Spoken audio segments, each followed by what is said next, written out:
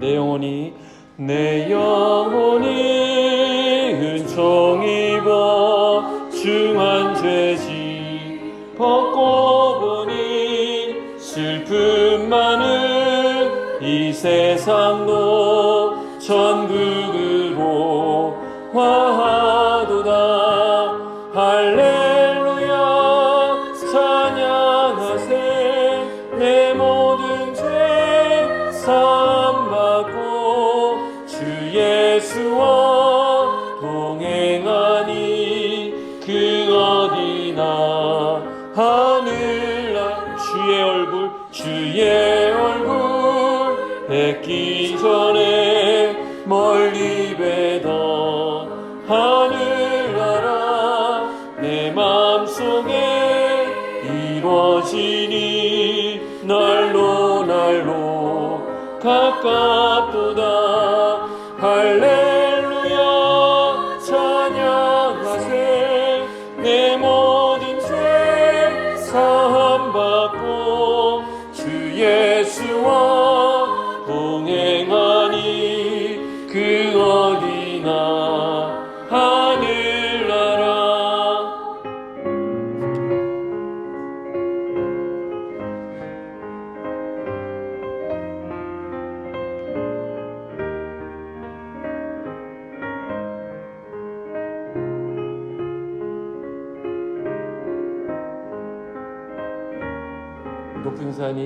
높은 산이 거친 들이 조막이다. 궁궐이나 내 주 예수 모신 곳이 그 어디나 하늘나라. 할렐루야 찬양하세.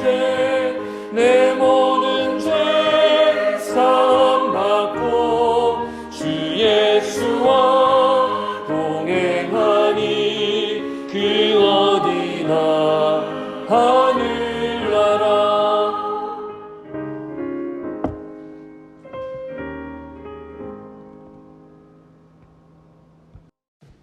오늘의 말씀은 마태복음 8장 23절에서 27절까지입니다. 배에 오르심에 제자들이 따랐더니 바다에 큰 놀이 일어나 배가 물결에 덮이게 되었을 때 예수께서는 주무시는지라. 그 제자들이 나와 깨우며 이르되 주여 구원하옵소서 우리가 죽겠나이다. 예수께서 이르시되 어찌하여 무서워하느냐 믿음이 작은 자들아 하시고 곧 일어나사 바람과 바다를 꾸짖으시니 아주 잔잔하게 되거늘 그 사람들이 놀랍게 여겨 이르되 이가 어떠한 사람이기에 바람과 바다도 순종하는가 하더라.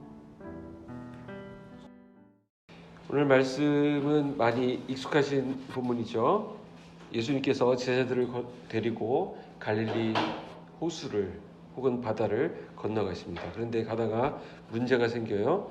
예수님이 타고 있는 배인데도 큰 광풍이 일어난 것입니다. 갈릴리 호수는 워낙 넓어서 때로는 이제 바다라고도 불리고 그래서 여기에 파도도 있고 강풍도 불고 그러는데 갈릴리는 사방이 산으로 둘러싸여 있습니다. 이 수면이 지중해보다 한참 낮아서 산 위에 차가운 공기와 호수의 따뜻한 수면이 만나면 이게 막 일어나는 거예요. 제자들이 탄 배, 더군다나 예수님이 함께 타고 계신 배가 물결에 덮여서 침몰 위기에 빠졌습니다. 근데 참 특이한 게 예수님은 아무렇지도 않게 주무시고 계셨습니다. 저보다 조금 더 심하신 것 같아요. 저도 웬만하면 그냥 잘 수 있는 배포가 있는데 예수님은 더 심하세요. 이런 데서 죽으신다는 거는 예수님 정말 피곤하셨거나 뭐 이런 건 상관하지 않으신다는 거죠. 그래서 다급한 제자들은 주여 구원하소서 우리가 죽겠나이다 하면서 예수님을 깨웁니다. 이 예수님이 바람과 바다를 꾸짖으시고 순식간에 바람과 바다가 잔잔해졌다. 그래서 이것을 본 제자들이 이분은 어떤 분이길래 바람과 바다도 순종하는가 하면서 놀라움으로 끝났다라는 내용이에요. 익숙한 본문이죠. 자, 우리가 먼저 살펴보게 되는 것은 우리 그리스도인들도 풍랑을 만난다라는 것입니다. 이게 첫 번째 아주 중요한 교훈이에요. 오늘 본문을 통해서 우리는 주님을 따라가는 길, 주님께 순종하면서 가는 길, 주님과 함께 가는 길에도 풍랑이 있다라는 사실을 우리는 인정하게 됩니다. 물론 우리가 잘못해서 또 하나님 앞에 불순종해서 만나는 풍랑도 있습니다. 성경의 대표적인 사람 누가 있어요? 요나라고 하는 사람이 있습니다. 요나가 만난 풍랑은 불순종에 대한 하나님의 책망 또 징계였죠.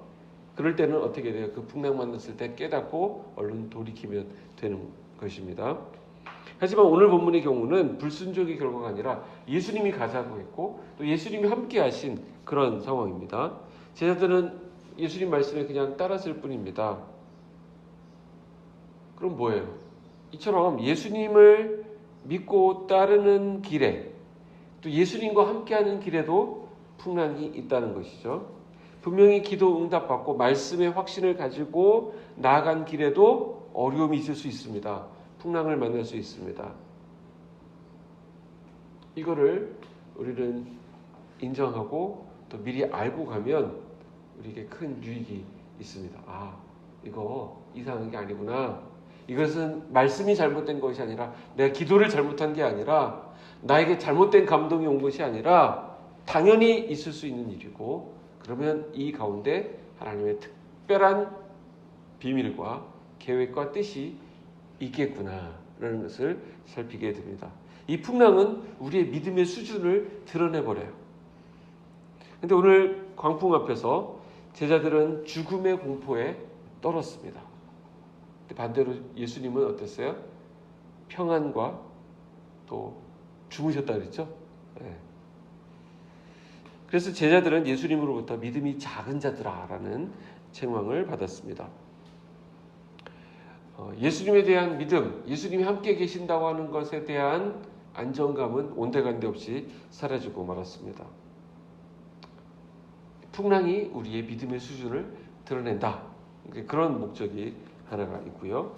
또 두 번째로 우리가 어떤 사람인가를 깨닫게 할 뿐만 아니라 예수님이 어떤 분이신가를 또 풍랑은 드러내 줍니다. 지금까지 제자들은 예수님은 얼마든지 치유하실 수 있고 또 귀신을 쫓아내시고 대단한 분인 것을 알았지만 자기들 문제에 있어서 실질적으로 자신들의 문제들을 모두 다 제압하시고 통치하고 다스리시고 또 이 모든 자연 만물 바람과 바다도 잠잠케 하실 분이신 줄은 알지 못했던 것이죠. 예수님 지금 제자들을 훈련하시는 중이에요. 내가 어떤 존재인지 너희들이 똑바로 알기를 원한다라는 것입니다. 이 풍랑도 제자들의 믿음을 성장시키시고 예수님이 어떤 분이신지 알려주기 위한 좋은 도구였던 것이죠. 그러니까 하나님께서 우리 가운데, 우리 인생 가운데 놓아주시는 여러 가지 풍랑들, 어떤 위기들, 어떤 문제들, 우리가 참 힘들어하는 부분까지도 오히려 그것이 우리를 잡아삼키고 우리를 넘어뜨리고 하는 그런 차원의 풍랑이 아니라 우리가 그것을 통해서 예수님이 어떤 분이신지 알게 되고 예수님을 더 의지하게 하는 그런 좋은 도구가 되는 경우가 많다는 거예요. 그거 아니었으면 우리가 주님 앞에 나갈 이유가 전혀 없었고 지금 엉뚱한 데 가 있을 사람인데 지금 그 문제를 나에게 허락하셔서 그 문제 때문에 주님 앞에 나오게 되고 주님을 붙들게 되는 그런 경우들이 참 많습니다. 제자들은 이미 예수님을 메시아로 고백한 적이 있습니다. 요한복음 1장에 보면 제자들은 예수님이 메시아라는 고백은 했지만 실제로 그분이 어떤 분이신지 알지 못했습니다. 그러나 이 풍랑을 겪고 나서야 모든 자연 만물이 그 예수님 앞에 메시아 앞에 굴복하고 순종한다는 사실을 믿게 되었습니다. 그래서 오늘 이 사건을 통해서 제자들이 갖고 있는 감정이 크게 바뀌는 걸 보게 돼요. 26절에 제자들의 상황을 통제하고 있었던 그 감정이 무엇이었습니까? 예수님 말씀 가운데 들어있는데 그것은 무서움이었어요. 무서움. 그렇죠? 어찌하여 무서워하느냐. 제자들의 감정은 무서움이었습니다. 그런데 이 모든 상황을 겪고 나서 제자들의 감정은 어떻게 바뀝니까? 무서움이 놀라움으로 바뀌게 됩니다. 그 사람들이 놀랍게 여겨 이르되 이가 어떠한 사람이기에 바람과 바다도 순종하는가 하더라 그랬습니다. 이 풍랑은, 우리가 겪고 있는 어려움은, 우리가 씨름하고 있는 문제들은 예수님이 어떤 분인가를 알게 해준다라는 거야. 그래서 주님은 때로 우리를 육로 대신에 해로를 지나가게 하신다는 것입니다. 그 문제가 있는 상황 가운데로 우리가 통과하게 하신다는 거예요. 주님이 어떤 분이신지 알게 하기 위해서. 그래서 우리에게 그 문제가 앞에 그대로 놓여 있는 것입니다. 오늘 두 번째로 보게 되는 것은 예수님이 내 인생의 배에 타고 계신다면 그것으로 충분하다라는 거예요. 오늘 말씀을 통해서 우리가 예수님은 풍랑을 잠잠케 해줄 수 있는 분 정도로 배우고 그런 분이구나 라고 끝난다고 하면 우리는 본문 속에서 굉장히 중요한 것을 놓치게 되는 것입니다. 물론 예수님은 풍랑을 잠잠케 하실 수 있는 분이에요. 병도 고칠 수 있는 분이에요. 귀신도 쫓아내시는 분이에요. 그러나 그 정도 문제를 해결해 주시는 분 정도로만 알고 있다면 우리는 주님께 늘 뭔가를 받아내고 얻어내고 우리의 요구사항을 성취시키고 그런 도구로만 신앙을 사용할 수밖에 없습니다. 우리는 그 정도 수준의 늘 나에게 있는 문제들 해결하는 정도지 내가 주님 앞에서 어떻게 바뀌어야 되겠다, 내가 주님을 어떻게 알아가야 되겠다라는 부분에 대해서 우리는 관심이 없습니다. 예수님이 늘 수단으로 전락하게 된다는 것입니다. 그래서 문제 해결이 되지 않으면 우리 신앙도 늘 그 자리에 정체되어 있거나 더 오래 떨어지죠. 시험에 들었다 이런 말을 하지 않습니까? 그래서 주변에서도 너 예수 믿고 나서 얻은 게 뭐냐? 그 말에 우리가 엄청 흔들리죠. 내가 예수 믿고 나서 우리 더 나아진 게 뭘까? 이런 생각을 합니다. 자, 우리가 예수 믿고 나서 뭘 얻었습니까? 바로 예수 얻었죠. 예수. 예수님보다 더 큰 게 어디 있겠습니까? 여러분들 세상에 여러분들이 알고 있는 친구들 있죠? 동창들 가운데 그 사람들이 그 모든 걸 가지고 있어요. 그런데 여러분들은 그런 게 없고 예수가 있어요. 여러분들 뭘 선택하시겠어요? 정말 지금 우리는 예수님이 얼마나 좋은 분이신지 경험해서 알고 말씀을 통해서 알았기 때문에 그거 없더라도 예수님이 있으면 충분합니다라는 고백을 이제 할 수 있지 않아요? 그러니까 예수님 빼고 그걸 갖는다는 것은 아무 의미가 없다는 걸 알잖아요. 이제 그렇게 그거 가지고 앞으로 남은 20년, 30년 더 산다고 해봤자 그리고 우리의 영혼을 포기한다? 그건 정말 어리석은 일이죠. 그냥 이 땅에서 조금 고생되고 조금 없는 것처럼 보이지만 예수님이 내 삶에 함께하고 있고 내 인생의 항로에 그 배에 주님이 함께 타고 계신다면 그것으로 충분합니다라는 고백을 우리가 할 수 있어야 된다는 것이죠. 예수님이 내 인생의 모든 문제에 답이 되십니다. 즉 예수님이 내 인생의 배에 함께 타고 계시느냐? 네, 그것으로 충분합니다. 그게 나의 모든 소원입니다. 그게 나의 전부입니다. 라는 고백을 할 수 있다면 우리는 진정으로 올바른 신앙을 하고 있는 것이죠. 우리 인생이 이와 같지 않습니까? 망망대해에 떠있는 조각배의 그 모습이 우리 인생의 모습 아니겠습니까? 우리 힘으로 스스로 할 수 있는 게 없어요. 그냥 잔잔한 바다를 만나면 뭔가 좀 되는 것 같고 이제 갈 수 있는 것 같지만 조금만 풍랑이 일고 막 흔들리면 우리 뭐 어쩔 줄 몰라 하잖아요. 어떻게 될 줄 모르고 한치 앞을 알 수 없는 우리 인생이라고 하는데 다만 차이점은 우리가 이 배를 나 혼자 타고 가고 있느냐 아니면 주님이 그 배에 타고 계시느냐 이 차이는 어마어마한 것입니다. 우리 믿는 자에게는 우리가 그 인생의 항로를 마칠 때까지 이 항해를 마칠 때까지 그 목적지에 이를 때까지 주님이 우리 배에 함께 타고 계신다는 거 이게 우리가 갖고 있는 믿음의 전부 아니겠습니까? 그래서 야곱이 나 이제 다 끝났다 이제 모든 거 다 읽고 이제 별 보면서 누워있을 때 하나님이 해주신 말씀은 뭐예요?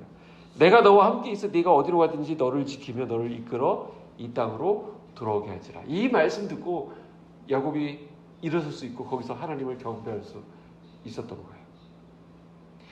내가 네게 허락한 것을 다 이루기까지 내가 너를 떠나지 아니하리라. 이 말씀이 야곱에게 위로가 되고 힘이 되고 평생을 붙드는 말씀이 될 수 있었던 거예요.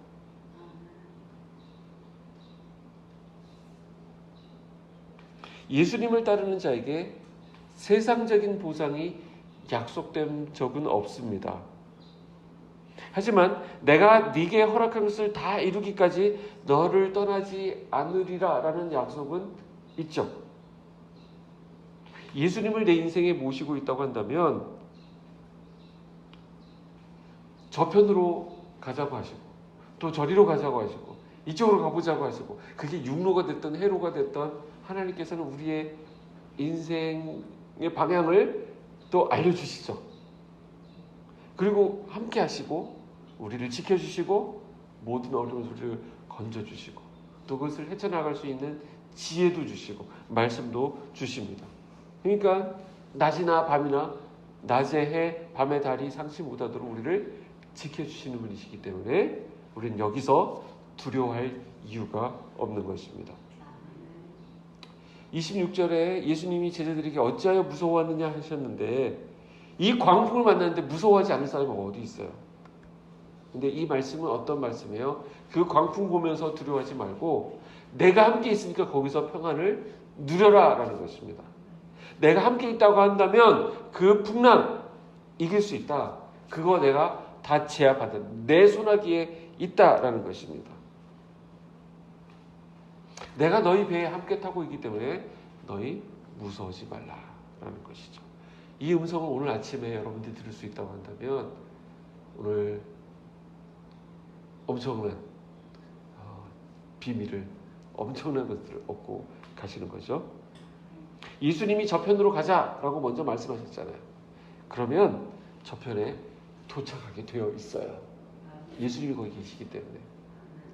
우리의 삶을 예수님께서 우리에게 허락하시고 주님이 우리에게 맡겨주신 일들이고 주님이 나에게 맡겨주신 자녀들이고 주님이 나에게 맡겨주신 사명이라고 한다면 주님이 맡겨주신 거라면 주님과 함께 감당할 수 있게 되어 있습니다. 우리 이걸 믿어요. 하나님을 신뢰한다는 바로 그거예요.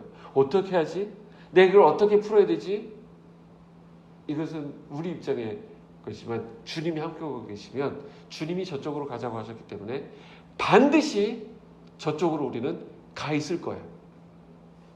다만 우리가 무서움 가운데 두려워하면서 갈 것이냐 아니면 주님이 내 곁에 계신다는 걸 알고 그 풍랑 가운데서도 평안한 가운데 기쁨 가운데 갈 것이냐 이 차이죠. 계속 예수님께서 우리에게 하시는 말씀은 예수님이 그 배에 야 이럴 거면 내가 내린다 하실 것이 아니라 계속 계시죠. 예수님이 계신다는 사실을 우리가 믿고 그 광풍 속에 평안을 누릴 것이냐가 우리에게 담겨있는 문제입니다. 우리 믿음의 몫이라는 것이죠. 그 믿음이 어떻게 생깁니까? 주님이 나와 함께 계신다는 걸 어떻게 느껴요? 오늘 기도를 통해서 느낍니다. 주님께 맡기고 너의 모든 염려를 주께 맡겨버려라. 주님께 맡길 때 우리는 이 배에 타고 계신 예수님을 깨닫게 되는 거예요. 아, 주님이 내 기도를 듣고 계시는구나. 나와 함께 하시는구나. 오늘 내 하루의 삶이 나에게 주어진 삶은 내가 혼자 가는 게 아니라 주님이 함께하고 계시는구나 라는 것을 생각하게 됩니다. 주님은 우리 앞에 있는 모든 크고 작은 광풍들을 뚫고 목적지까지 우리를 안전하게 인도하실 사랑의 주님이십니다. 이 주님과 함께 안전하게 오늘 하루 항해를 다 하시는 여러분 되시기를 축복합니다. 기도하겠습니다. 하나님 아버지, 오늘 말씀을 통하여서 어찌하여 무서워하느냐 믿음이 작은 자들아 하셨던 그 주님의 음성을 우리가 듣습니다. 우리 배에 타고 계신 예수님을 느낄 수 있는 영적 또 깨달음을 우리에게 허락하여 주셔서 그 주님이 함께 하신다면 내가 충분히 갈 수 있습니다. 할 수 있습니다라는 믿음이 우리 안에 생기게 하여 주시옵소서. 오늘 주님과 함께 타고 가는 이 항해가 멋지고 또 기분 좋고 또 신나는 한 해가 될 수 있도록 주님과의 동행을 누리는 하루가 될 수 있도록 인도하여 주시옵소서. 예수님의 이름으로 기도하옵나이다. 아멘.